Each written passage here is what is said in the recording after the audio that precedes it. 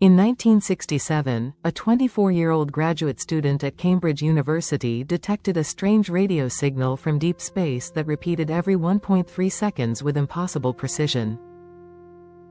Jocelyn Bell Burnell had discovered pulsars, one of the most important astronomical findings of the 20th century, yet 5 years later the Nobel Prize for her discovery was awarded to her male supervisor.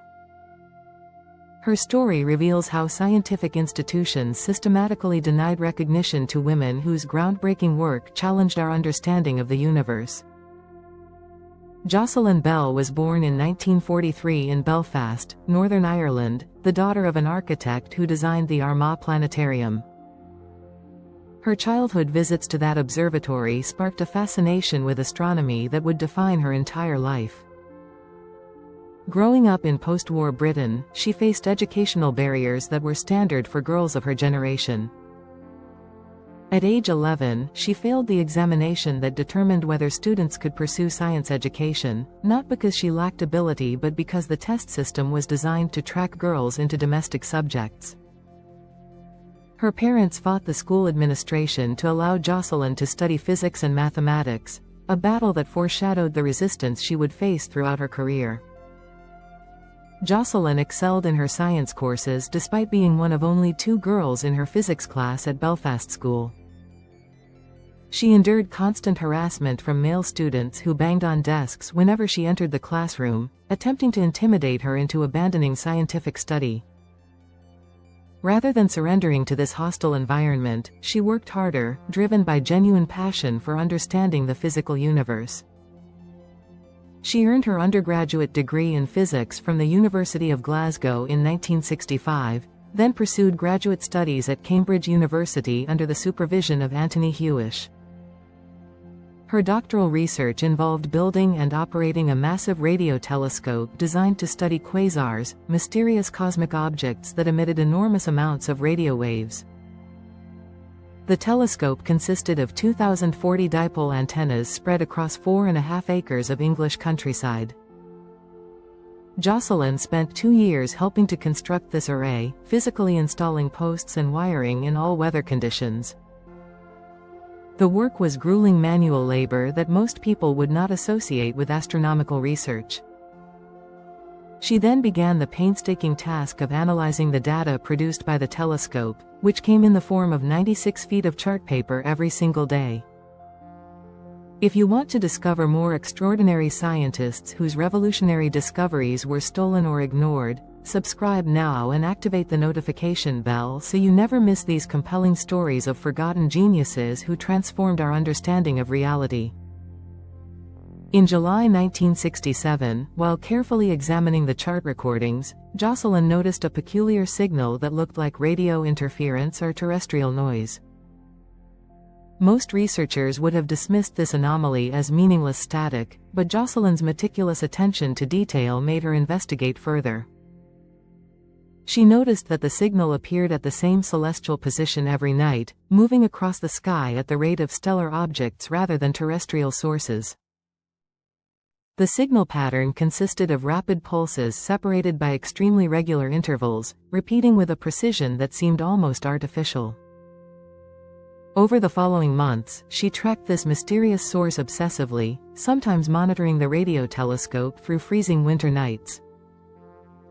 By November 1967, Jocelyn had confirmed that the radio pulses occurred every 1.337 seconds with extraordinary regularity. The precision of this cosmic clock exceeded anything previously observed in nature.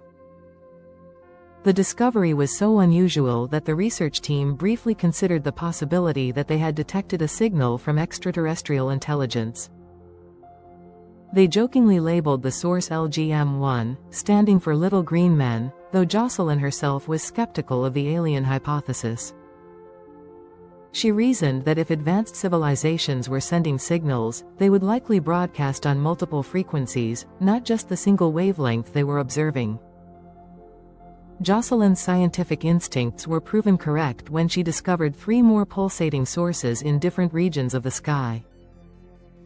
The existence of multiple sources made the extraterrestrial explanation highly unlikely unless the galaxy was filled with broadcasting civilizations all using the same technology.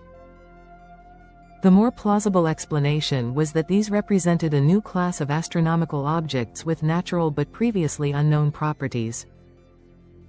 The theoretical challenge was explaining what kind of cosmic phenomenon could produce such precisely timed pulses of radio energy. The answer came from theoretical astrophysicists who proposed that the signals originated from neutron stars, incredibly dense stellar remnants left behind when massive stars explode as supernovae. These neutron stars are so compressed that a teaspoonful of their matter would weigh billions of tons on Earth.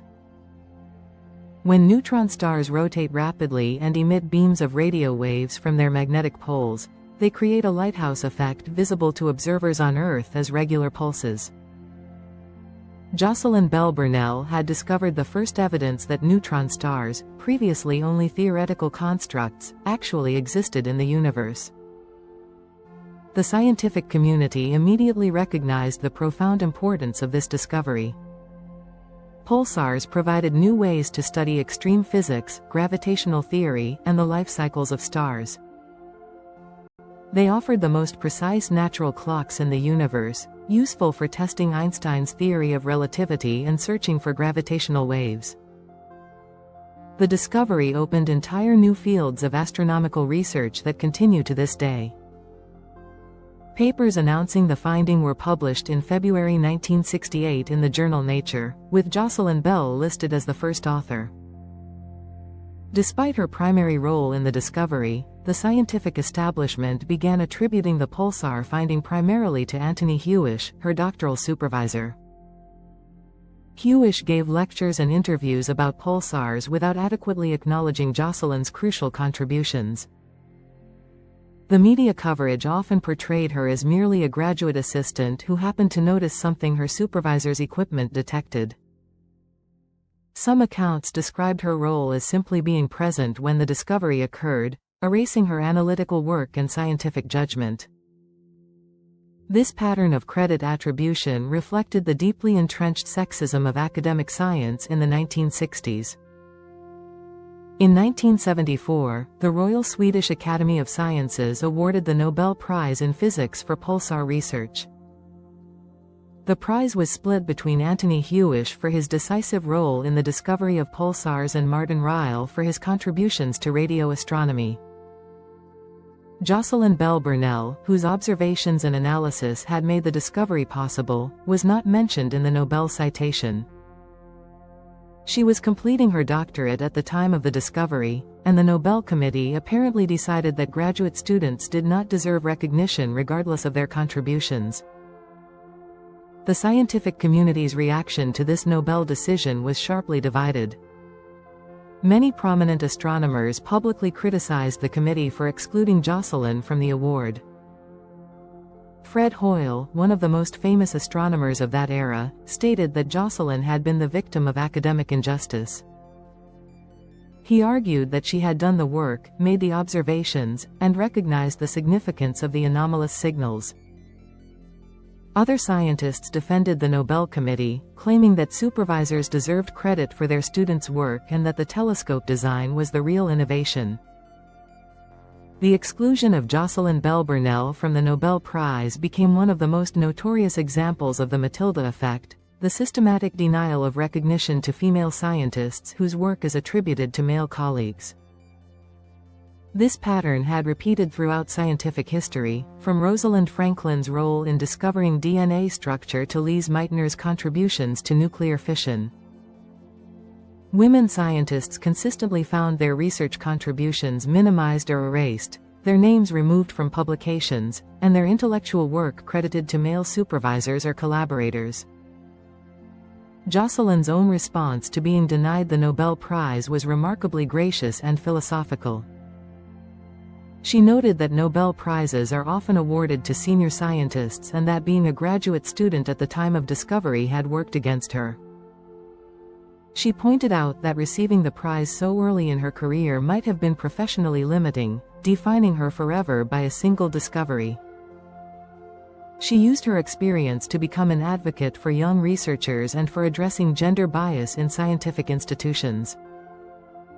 Her dignity in the face of this professional injustice earned her widespread respect beyond what a Nobel Prize might have provided.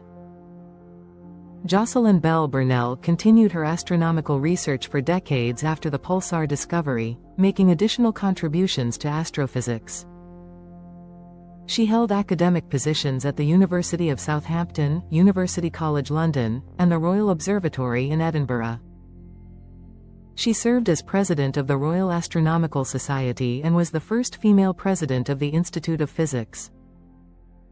She received numerous awards and honors that, while prestigious, never achieved the recognition of the Nobel Prize she deserved. Her career demonstrated that scientific excellence could persist despite institutional barriers and historical injustice.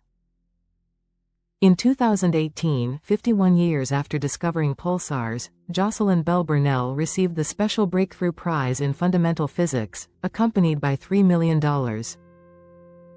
The award recognized her as one of the most influential scientists of the 20th century. Rather than keeping the prize money, she donated the entire amount to create scholarships for women, ethnic minorities, and refugee students pursuing physics. This extraordinary generosity transformed her experience of scientific exclusion into opportunity for future generations facing similar barriers. The scientific legacy of pulsar research has grown immensely since 1967. Over 2,000 pulsars have been discovered throughout our galaxy and beyond.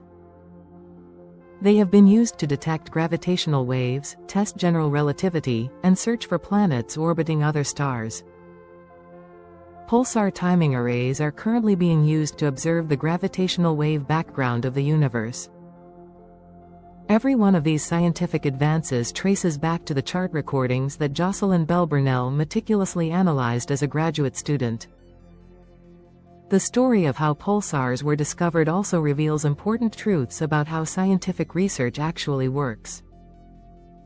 Major discoveries often come not from theoretical predictions but from careful observation of unexplained phenomena. The willingness to investigate anomalies rather than dismiss them as experimental errors separates great scientists from merely competent ones.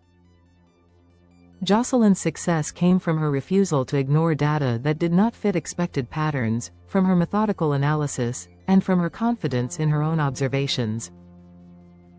The educational barriers Jocelyn overcame to become an astronomer highlight how much scientific talent has been wasted by discriminatory systems.